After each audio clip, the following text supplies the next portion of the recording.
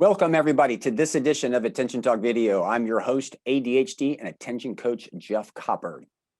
Our topic today is emotions and surrendering yourself to emotions and how that relates to ADHD. So this is a big self-awareness video today. Before we get into it, we'd like to make you aware of children and adults with attention deficit hyperactivity disorder, better known as CHAD, and they are a place where you can get evidence-based and evidence-informed information on ADHD. Just go to chadd.org. Okay, so if you're new to our channel, please subscribe. If you've been watching this channel for a period of time, you'll know there's often videos I'm talking about working memory, but I'm also often talking about emotional self-regulation. While it's not in the DSM criteria for diagnosis, ADHD is really an issue of self-regulation, largely one of regulating your attention and regulating your emotion. So you're saying, if it's a self-regulation issue, Jeff, why is it not in the diagnostic statistics manual? Well, it's going to be, it's just not there yet. That manual typically is the last thing to be updated, which, by the way, emotions were a part of it before 1968, but they took it out. We're not exactly sure why, but we think it's because they couldn't measure it. But leading researchers like Dr. Thomas Brown, Dr. Russell Barkley are advocating its issue of emotions is something you have to regulate. And it's a big part of ADHD. So that's the context. The thing right now is a lot of people with ADHD, their emotions are their emotions.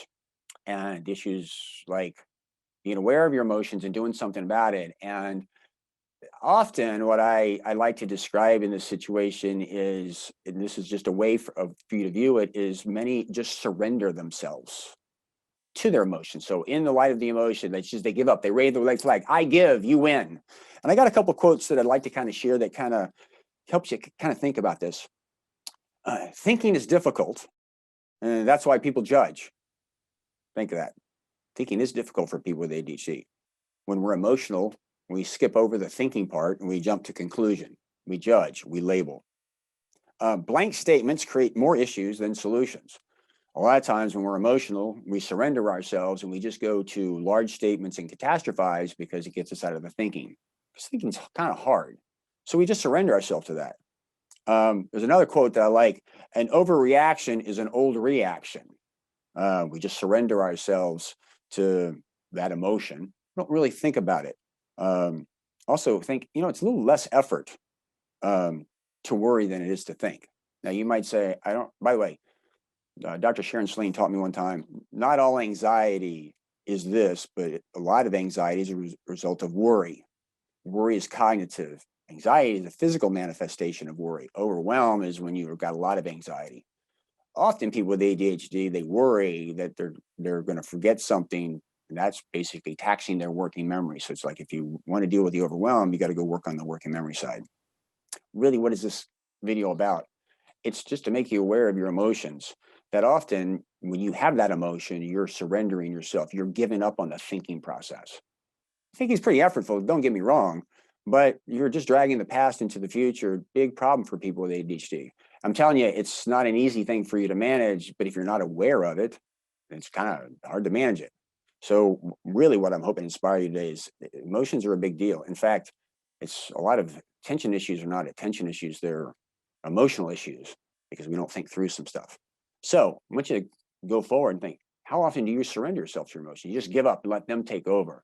The idea is we want the thinking brain up here to effortlessly override that emotional reactive brain.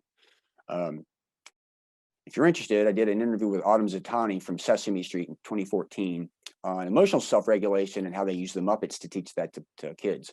While you might be an adult and you might listen to it, it's the same stuff. Just forget the Muppets for a second, just relate it to your world. The theory's the same. Anyway, the point really here is to get you in touch with emotions and realize that they're there. And all too often, you're just surrendering yourself. You're giving up. You're letting them run the world. Sometimes you have to stand up and confront it and say, nope, I'm going to think my way through this. Not an easy thing to do, but if you don't know that you need to do it, then how you manage it. So hope you've enjoyed this. I hope this has helped you think. Please, if you're new, subscribe to our channel and leave a comment. What do you think? What are your thoughts? Have you figured out a way to fight back on your emotions and not surrender yourself? Do you struggle with it? Anyway, always love the comments. With that, I hope I've given you pause to think. Take care.